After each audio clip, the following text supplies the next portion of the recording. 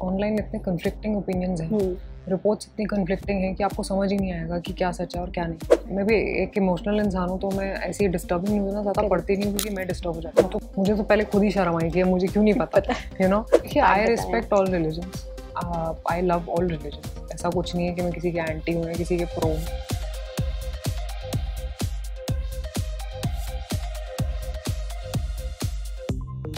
Hello guys, this is your host Aruna Purve and you watching me on Bollywood society. जो इस वक्त हमारे साथ जो गेस्ट है, she is very talented and pretty too. Yeah मैं बात कर रही हूँ राशि खन्ना की। Thank you so much. So Rashi, सबसे पहले तो बहुत बहुत स्वागत है आपका बॉलीवुड सोसाइटी पर। सो मूवी की बात करते हैं। Congratulation for your new project. तो काफ़ी सेंसिटिव टॉपिक है। कितना डिफिकल्ट था आपको ये प्रोजेक्ट पहले तो चूज़ करने के लिए? देखिए, पहली बार जब फिल्म मेरे पास आई थी तो मुझे भी डर लगा कि ये सही बोल रहे हैं, क्या बोल रहे हैं, क्या कोई एजेंडा तो नहीं है, प्रोपेगेंडा तो नहीं है। ये बहुत सारे सवाल थे। लेकिन जब मैं टीम से मिली और मैंने स्क्रिप्ट देखी और मैंने रिसर्च मटेरियल देखा तो समझ आई कि उनकी इंटेंशंस बहुत साफ़ हैं और वो सच लेके जाना चाहते हैं लोगों तक, जो बहुत पहले पहुंच जाना चाहिए था लेकिन नहीं पहुंच पाया। तो वो अपॉर्चुनिटी मिली एज एन एक्टर ऑल्सो। तो बाद में खुशी हुई, वो डर खुशी में बदल गई। लेकिन जैसे कि आपने कैरेक्टर की बात की, आपने खुद को कितना प्रिपेयर किया इस कैरेक्टर के लिए? देखिए, बहुत बार हम जर्नलिस्ट से तो मिलते रहते हैं। हाँ। है ना, हम आप लोगों से मिलते रहते हैं, हम देखते हैं आप सवाल कैसे करते हैं। लेकिन जो जर्नलिस्ट का रोल प्ले कर रही हूँ, एक इन्वेस्टिगेटिव जर्नलिस्ट है जो थोड़ा अलग है from entertainment journalist. I think वही भूख होती है कि हमें आगे बढ़ना है एज ए जर्नलिस्ट। तो मेरा किरदार ऐसा है कि मैं विक्रांत और रिद्धि के कैरेक्टर्स के बीच में हूँ। मैं एक वॉइस ऑफ कॉमन मैन हूँ जो इतना कन्फ्यूज्ड है कि क्या हुआ था। मैं इसकी साइड लूँ जो कुछ कह रही है या ये अदर साइड लूँ, कौन सी साइड सही है कौन सी गलत है, मैं अपने मॉरल ग्राउंड पे स्टांस लूँ या फिर मैं आगे बढ़ूँ। तो वो डिलेमा जो जर्नलिस्ट का हमेशा रहता है। और सच की खोज बिल्कुल आसान नहीं होती है। आप पे लिटिगेशंस हो सकती हैं, आप पे केसेस हो सकते हैं, आपको जेल भेजा जा सकता है, बहुत सारे रिस्क होते हैं। वो रिस्क को रखते हुए अपने दिमाग में भी वो लोग सच्चाई तक पहुँचने की कोशिश करते हैं और वो रिस्पॉन्सिबिलिटी लेते हैं कि हम ये सच्चाई लोगों तक पहुँचाएंगे। I think that's a very responsible thing to do and that's what their job is. तो एक बहुत ही ऑनेस्ट जर्नलिस्ट हूँ मैं इस फिल्म में और बहुत मज़ा आया प्ले करके और उनके लिए इज्जत बहुत बढ़ गई। लेकिन as you mention, as a journalist वाला कैरेक्टर आपने प्ले किया है, but it is not easy to play a journalist because यहाँ पर आपके लिए दो चीज़ें बहुत डिफ़िकल्टी आपने फेस किया होगा। वो है रिसर्च। तो आपको ऑफ कैमरा भी रिसर्च बहुत करना था और ऑन कैमरा भी बहुत रिसर्च करना था। तो किस तरह से हमें जो रिसर्च मिली हमने उसकी भी रिसर्च करी। लेकिन मुझे ये पता चला कि ऑनलाइन इतने कन्फ्लिक्टिंग ओपिनियंस हैं, रिपोर्ट्स इतनी कन्फ्लिक्टिंग हैं कि आपको समझ ही नहीं आएगा कि क्या सच है और क्या नहीं। तो we adhered to the honourable Supreme court's decision and their verdict and we followed that, जो हमने फिल्म में दिखाया। और कभी कभी रिसर्च करते हुए महीने लगते हैं, कभी कभी साल लगते हैं। तो इस फिल्म में मुझे और समर को, जो विक्रांत प्ले कर रहे हैं, 5 साल लगे सच्चाई बाहर ले जाने के लिए। इस फिल्म में दिखाया गया है।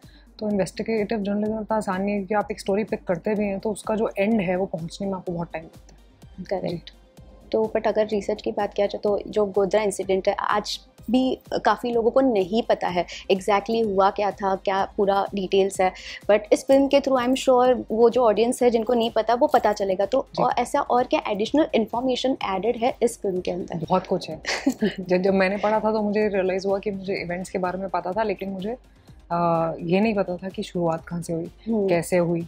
जितने भी क्वेश्चंस लोगों के दिमाग में होंगे वो सब आंसर होंगे इस फिल्म के थ्रू। तो आपके अंदर भी काफ़ी क्वेश्चंस होंगे before taking up this film. तो क्या कुछ क्वेश्चंस? मुझे तो पता ही नहीं था। और द थिंग इज, मैं भी एक इमोशनल इंसान हूँ, तो मैं ऐसी डिस्टर्बिंग न्यूज़ ना ज़्यादा पढ़ती नहीं क्योंकि मैं डिस्टर्ब हो जाती हूँ। तो फिल्म शूट करते हुए भी मैं बहुत इमोशनल हुई। लेकिन अपनी हिस्ट्री जानना इतना ज़रूरी है क्योंकि अगर आपको वो नहीं पता तो आप अपना फ्यूचर कैसे सेट करेंगे, आप अपनी आगे वाली जनरेशन को कैसे बताएंगे कि आप इतनी आगे कैसे पहुँचे। वो सेम मिस्टेक्स जो पहले हुई वो रिपीट नहीं होनी चाहिए, इसलिए हिस्ट्री जाननी बहुत ज़रूरी है। तो मुझे तो पहले खुद ही शर्म आई कि मुझे क्यों नहीं पता, एंड मैंने बहुत सारे अपने दोस्तों से पूछा, उन्हें भी कुछ नहीं पता था। तो मुझे लगा हाँ, इसलिए ये फिल्म बहुत ज़रूरी है, बननी ज़रूरी है ताकि लोगों को पता चले एग्जैक्टली 9/11 वाला भी कॉन्सेप्ट पता चले। कि 9/11 के बारे में बहुत डिटेल्स बाहर आई, लोगों को पता था। लेकिन गोधरा राइट्स के बारे में लोगों को पता था, लेकिन इस ट्रेन इंसिडेंट के बारे में, ये कैसे हुआ, कहाँ से इसकी शुरुआत हुई, इसके बारे में किसी को नहीं पता था। तो ये बहुत ज़रूरी था कि हमारी देश की जनता को इसके बारे में पता होना चाहिए। ओके, बट अभी हिस्ट्री की बात की आपने, स्कूल टाइम में हिस्ट्री में कैसे थे? मैं बहुत अच्छी थी। वाह। मेरे को हिस्टोरिक इवेंट्स पता होते थे कि हाँ इस साल ये हुआ, इस साल ये हुआ, लेकिन बच्चे जो होते हैं ना उनको आप ऐसी न्यूज़ से दूर रखते हैं, ट्रैजिक न्यूज़ से। हाँ। तो कभी इन डेप्थ डिटेल में कभी नहीं गई मैं इन चीज़ों के। Oh my God. Okay, but history यानी कि पेट्रोइटिक आ जाता है, पेट्रोइज्म आ जाता है, तो स्कूल में भी हमेशा से जब नेशनल एंथम बजता था, पेट्रोइटिक सॉन्ग कोई भी बजता था तो गूज़बम्स आ जाते थे। While shooting for this film आपने कभी ये चीज़ महसूस की? देखिए, एक तो हिंदुस्तानी सॉन्ग है हमारी फिल्म में और एक राम राम जय राजा राम है। हाँ। दोनों ही इमोशनल सॉन्ग्स हैं।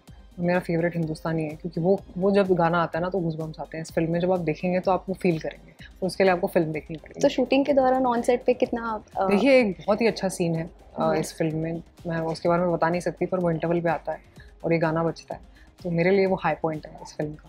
आप वो देखेंगे तो आप भी वही फील करेंगे जो मैं फील करेंगे। जी। बट इस फिल्म में और भी कुछ है जहाँ पर रिलीजन्स के बारे में भी बताया है, तो उस तरह से आप किस तरह से उस चीज़ को डिफाइन करते हैं, हिंदू मुस्लिम का जो भी? देखिए, I respect all religions, I love all religions. ऐसा कुछ नहीं है कि मैं किसी के एंटी हूँ या किसी के प्रो हूँ।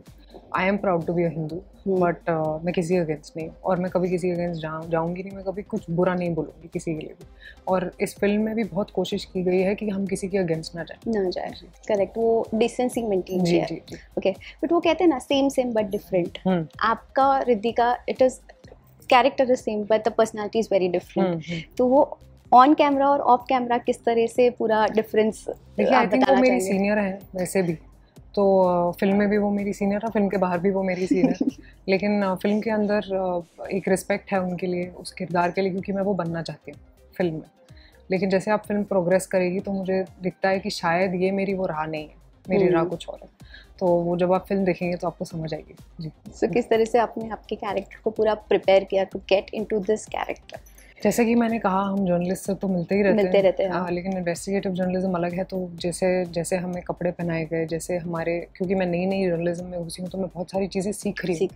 विक्रांत ऑलरेडी वहाँ पे, तो a lot of it I took from him. But the fact that I was not very certain as a character also, it shows in the film, which is very important for the film. Exactly. अब मैं next question यही था कि विक्रांत को तो हम as a versatile character जानते हैं, तो उनके साथ काम करना, अलग अलग कैरेक्टर वेरिएशंस उन्होंने किया है अपने पिछले फिल्म्स में, तो इस फिल्म में उनसे क्या सीखने मिलता है आपको? मेरे को तो बहुत कुछ सीखने को मिला है। वो कैसे इम्प्रॉम्प्टू डायलॉग्स में कुछ ऐड करते हैं, या वो सोचते हैं, वो सीन के बारे में सोचते हैं, वो अपने बारे में नहीं सोचते। तो आई थिंक वो एक बहुत अच्छी क्वालिटी है। Okay, हमने आपको योद्धा में भी देखा था, ऑब्वियसली थोड़ा बहुत सिमिलर कैरेक्टर था। यहाँ पे सिमिलर थोड़ा बहुत लाइक कि एकदम डिसेंट, सिंसियर, सीरियस वैसा कैरेक्टर। तो नेक्स्ट आप कौन सा कैरेक्टर मैनिफेस्ट कर रहे हो करने के लिए? देखिए, मैनिफेस्ट तो मैं कर चुकी थी और वो हो भी रहा है। जो एक फिल्म है तलाकों में, एक मेरी और विक्रांत की, it's a divorce story. I think that is a film I really want people to watch for both of us. Oh, nicely. So जाते जाते फैंस को पता नहीं है इस प्रोजेक्ट के बारे में, तो क्या कहना चाहेंगे आप उनको? मैं सिर्फ ये कहना चाहूँगी कि साबरमती रिपोर्ट 15 नवंबर को रिलीज़ हो रही है। प्लीज़ अपने दोस्तों के साथ, अपने फैमिली के साथ, अपने बॉयफ्रेंड गर्लफ्रेंड के साथ ये फिल्म देखने जाएँ।